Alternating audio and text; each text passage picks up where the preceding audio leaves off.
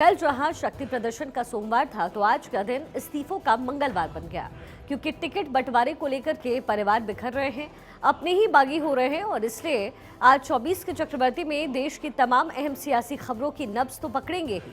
सबसे पहले बात करेंगे टिकट के लिए पराये होने वाले अपनों की, क्योंकि बिहार में जहां भतीजे चिराग के दांव से हिट विकेट हुए चाचा बागी हो गए हैं और अब उनके विपक्षी गठबंधन इंडिया में शामिल होने की अटकलें हैं, तो वहीं झारखंड में हेमंत सोरेन की भाभी सीता सोरेन ने सोरेन परिवार को छोड़ करके मोदी के परिवार में वो शामिल हो गई हैं, वो भी नाइंसाफी का आरोप लगाकर। यानी एक ही दिन में बिहार और झारखंड के दो बड़े सियासी कुनबे दो फाड़ हो गए। लेकिन सबसे पहले जिक्र करते हैं भतीजे चिराग के सामने हिट विकेट हुए चाचा पशुपति पारस की। कल एनडीए की तरफ से सीट बंटवारे का जो फॉर्मूला पेश किया गया उसमें भतीजे चिराग को तो भरपूर तवज्जो मिली, लेकिन चाचा को दरकिनार कर दिया गया।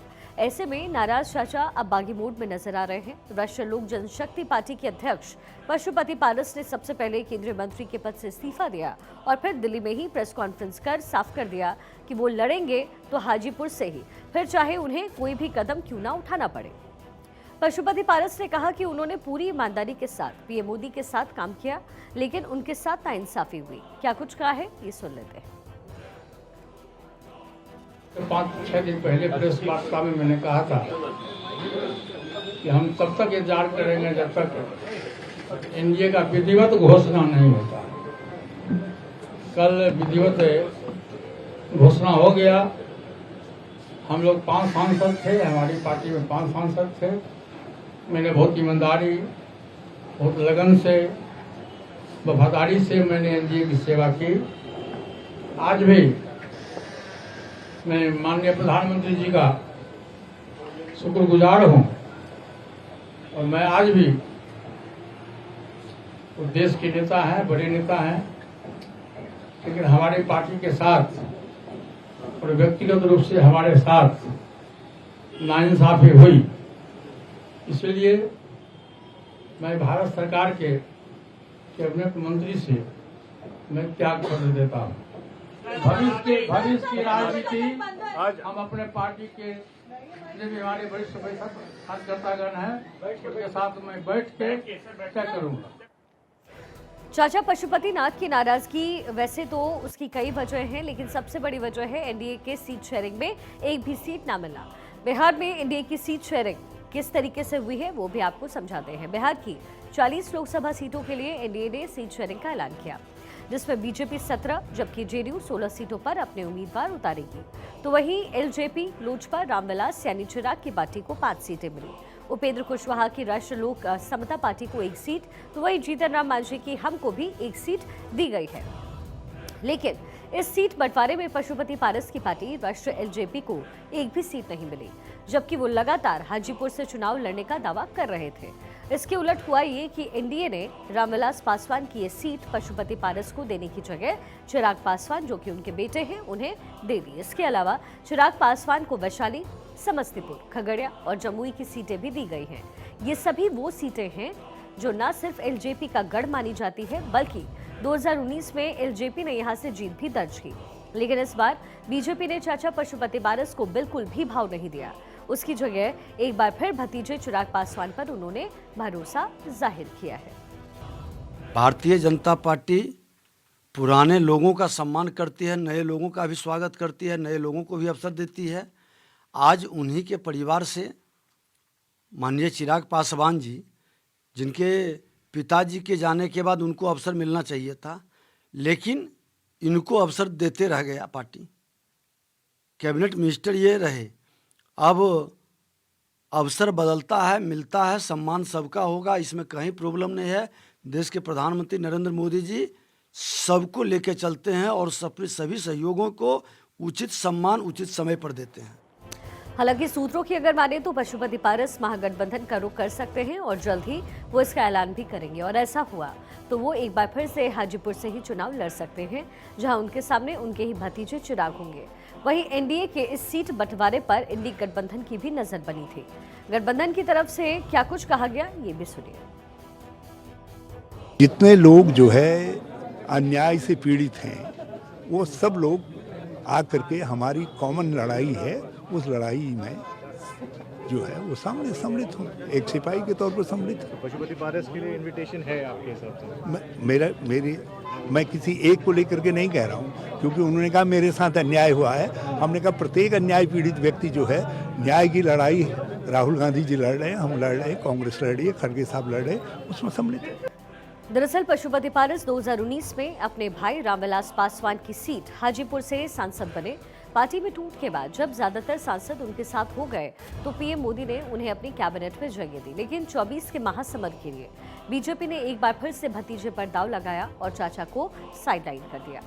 बिहार में भतीजा चाचा पर भारी पड़ेगा, इसके संकेत तभी मिलने लगे जब एक तरफ तो चिराग गृह मंत्री अमित शाह और बीजेपी के राष्ट्रीय अध्यक्ष जेपी नड्डा जैसे राष्ट्रीय नेताओं से मिल रहे थे, तो वहीं पशुपति कुमार पारस से बिहार बीजेपी के नेता ही डील कर रहे थे। हालांकि चाचा पर भतीजे के भारी पड़ने की कई और वजह भी हैं। पहली तो ये कि चिराग बीजेपी की परीक्षा में हमेशा कामयाब रहे, भले ही साइडलाइन रहे हों, लेकिन खुद को प्रधानमंत्री मोदी का हनुमान बताते रहे। मौके का फायदा उठाकर पूरे बिहार में संगठन खड़ा किया और बीजेपी के लिहाज से देखें तो चिराग में फ्यूचर की पॉलिटिक्स के लिहाज से ज्यादा संभावनाएं दिख रही हैं। वहीं दूसरी तरफ उनके चाचा लगातार हाजीपुर सीट से लड़ने पर अड़े रहे। आलाकमान की छुट्टी के बाद भी बार बार सीट पर दावे को दोहराते रहे और वो पहले ही संकेत दे चुके थे कि अगर उन्हें मन माफिक सीट नहीं मिली तो वो एनडीए से अलग भी हो सकते हैं। दरअसल एलजेपी में टूट के बाद बीजेपी को पशुपति पारस से दलित और पिछड़े वोट की उम्मीद नजर आ रही थी, लेकिन शायद बीजेपी समझ चुकी थी कि ये सीट उन्हें पशुपति पारस से नहीं बल्कि उनके भतीजे चिराग पासवान से मिल सकते हैं। क्योंकि भले ही एलजेपी में टूट के बाद पार्टी का बड़ा धड़ा पशुपतिनाथ पारस के साथ हो, लेकिन जनता के बीच अभी भी चिराग ही रामविलास पासवान की सियासत के असली वारिस माने जाते हैं। यही नहीं, 2019 के लोकसभा और 2020 के बिहार चुनाव में भी उनकी ताकत साफ दिखी। जहां एक तरफ तो उन्होंने लोकसभा में अपने हिस्से की सभी 6 सीट जीत ली, तो ये विधानसभा चुनाव में जेडीयू को भारी नुकसान पहुंचाया। इसके अलावा बिहार और खास करके एलजेपी के कोर वोटर्स के बीच चिराग पासवान को लेकर के सहानुभूति का माहौल है, जबकि पार्टी तोड़ने से पशुपति पारस की छवि प्रभावित हुई। इसके अलावा जो दूसरी सबसे बड़ी अहमियत है वो है एलजेपी का सॉलिड वोट बैंक, क्योंकि 2019 लोकसभा चुनाव में एनडीए को 35.4% वोट मिले, जबकि उसे 39 सीट पर जीत दर्ज हुई। इसकी तुलना में आरजेडी और कांग्रेस को मिलाकर के 28.3% वोट मिले, लेकिन महागठबंधन को सिर्फ 1 सीट मिली। यानी वोट प्रतिशत के लिहाज से भी समझें तो महागठबंधन को एनडीए से तकरीबन 7% कम वोट मिले, लेकिन एलजेपी को अकेले ही 8% वोट मिले और वो इन 8% वोटों के दम पर अपने हिस्से की सभी 6 सीट जीतने में कामयाब भी रही। यानी आंकड़ों के हिसाब से बिहार में एनडीए और महागठबंधन के बीच वोटों का जो अंतर था, एलजेपी को उससे ज्यादा वोट मिले थे। ऐसे में अगर ये वोट छिटके तो ना सिर्फ ये अंतर कम होगा बल्कि इसका असर सीटों पर भी पड़ सकता है, वो भी डायरेक्टली। और अब जो खबर सामने आ रही है उसके मुताबिक भतीजे चिराग ने चाचा पशुपतिनाथ पारस को सिर्फ एनडीए से ही आउट नहीं किया, बल्कि उनसे 3 साल पुराना बदला भी ले लिया है, क्योंकि अब चिराग ने चाचा की पार्टी में ही सेंध लगा दी है। पशुपतिनाथ पारस की पार्टी राष्ट्रीय एलजेपी टूट चुकी है और कहा जा रहा है कि उनकी पार्टी के 4 सांसद चिराग का दामन थाम सकते हैं। रामविलास पासवान के निधन के बाद उनके भाई पशुपति पारस ने पार्टी तोड़ दी थी और एलजेपी के 6 में से 5 सांसद पशुपतिनाथ पारस के साथ चले गए, लेकिन अब उनकी पार्टी टूट चुकी है और खबरों की अगर माने तो चिराग पासवान एक बार फिर से अपने पिता की पार्टी एलजेपी के सिंबल पर दावा भी ठोक सकते हैं। चलिए खबरों में और आगे बढ़ते हैं। और चूंकि इस समय चुनावी समर है और पशुपति पारस का जिक्र हम कर रहे हैं, लेकिन खबरें ये भी हैं कि राष्ट्रीय लोक मोर्चा के मुखिया उपेंद्र कुशवाहा भी सीट शेयरिंग में सिर्फ 1 सीट मिलने से नाराज हैं। सूत्रों के मुताबिक वो अपनी पार्टी के लिए कम से कम 2 सीट चाहते हैं और उन्होंने अपनी पार्टी के लिए काराकाट के साथ ही सुपौल या सीतामढ़ी में से किसी एक सीट की डिमांड रख दी है, लेकिन जब सीट शेयरिंग फॉर्मूला सामने आया तो ऐसा हुआ नहीं।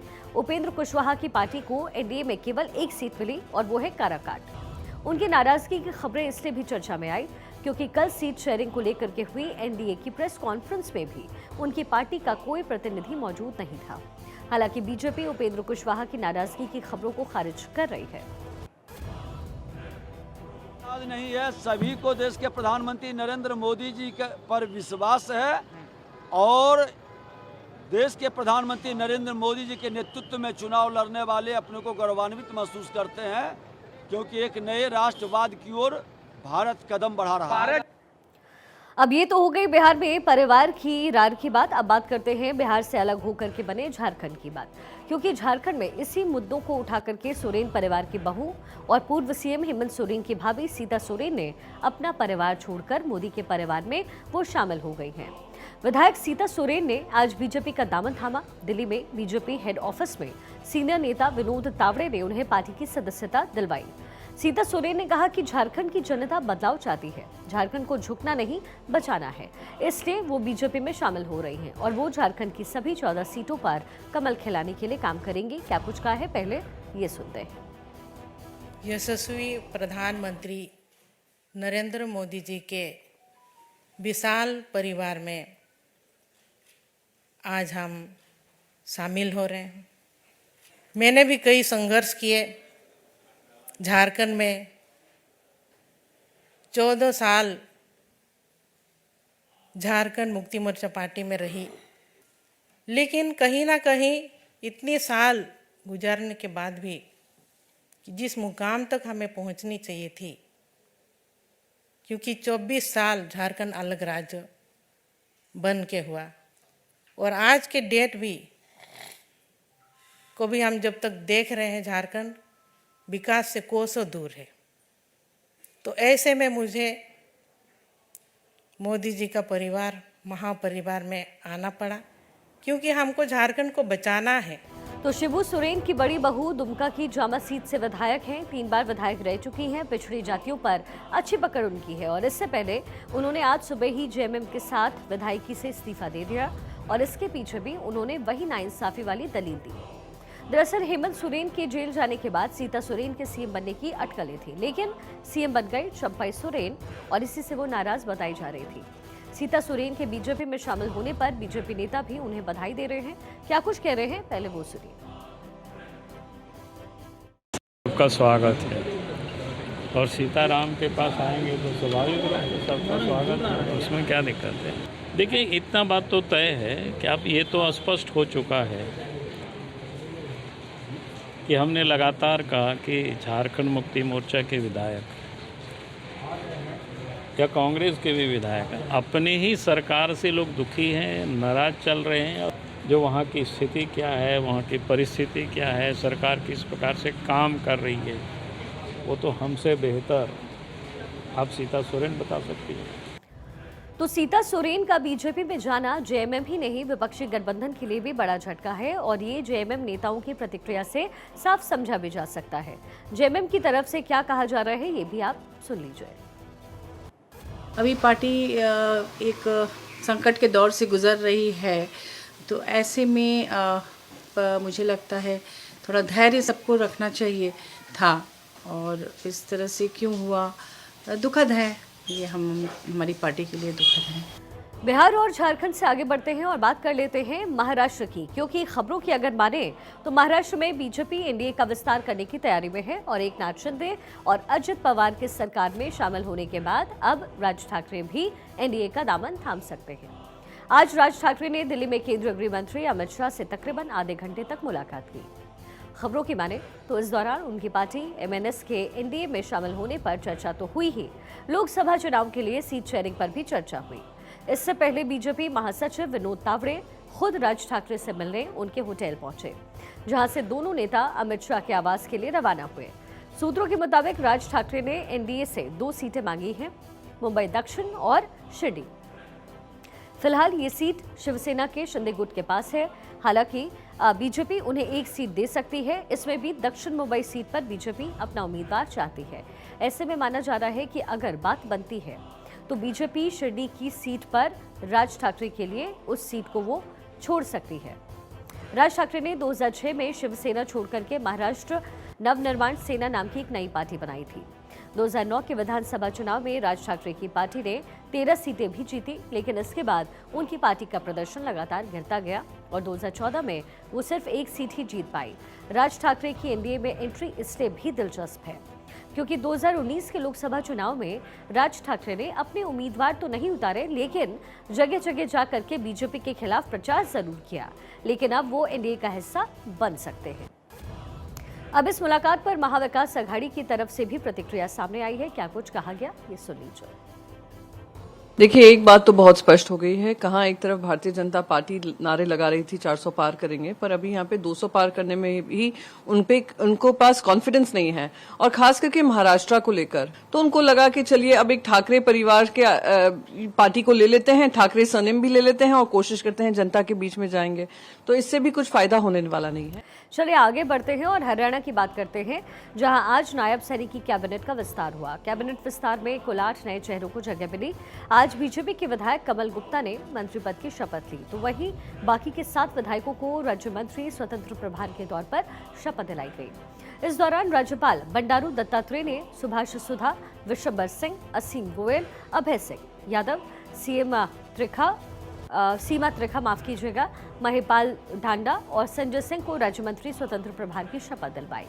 सीमा त्रिखा फरीदाबाद के बरखल से विधायक हैं, तो वहीं महिपाल डांडा पानीपत ग्रामीण से विधायक हैं, जबकि सुभाष सुधा थानेश्वर से, विशंबर सिंह बवानी खेड़ा से, अभय सिंह नांगल चौधरी से, असीम गोयल अंबाला सिटी और संजय सिंह सोना से विधायक हैं। वहीं हिसार से बीजेपी विधायक कमल गुप्ता को मंत्री पद की शपथ दिलवाई गई। कमल गुप्ता खट्टर सरकार में भी मंत्री रह चुके हैं। वहीं अंबाला से सांसद और सीनियर बीजेपी नेता अनिल विज की कैबिनेट विस्तार में भी जगह नहीं मिली है। तो ये जो है तमाम इन्फॉर्मेशन हरियाणा को लेकर के है, और इसके साथ ही अनिल विज मनोहर लाल सरकार में गृह मंत्री भी थे, लेकिन मनोहर लाल के इस्तीफे के बाद नायब सिंह सैनी को सीएम बनाए जाने के फैसले के बाद से ही उनकी नाराजगी की खबरें सामने आने लगी। इन खबरों को तब से और हवा मिली जब वो 12 मार्च को नायब सिंह सैनी के शपथ समारोह में भी शामिल नहीं हुए। हालांकि वो लगातार नाराजगी की खबरों को खारिज करते रहे। आज भी उन्होंने यही कहा है। नहीं, मुझे मालूम हो गया, मैं तो आपके सामने यहाँ कार्यक्रम में खड़ा हूँ, ना मुझे किसी ने बताया, ना मेरे से किसी ने संपर्क किया। मैं रूठा हुआ ही नहीं हूँ, मैं तो रूठा हुआ ही नहीं। जो कर रहे हैं अच्छा कर रहे हैं, अच्छी सरकार चलाएंगे, और जो नायब सैनी जिसको मुख्यमंत्री बनाया है हमारा छोटा भाई है, हमें उम्मीद है कि वो बहुत बेहतरीन काम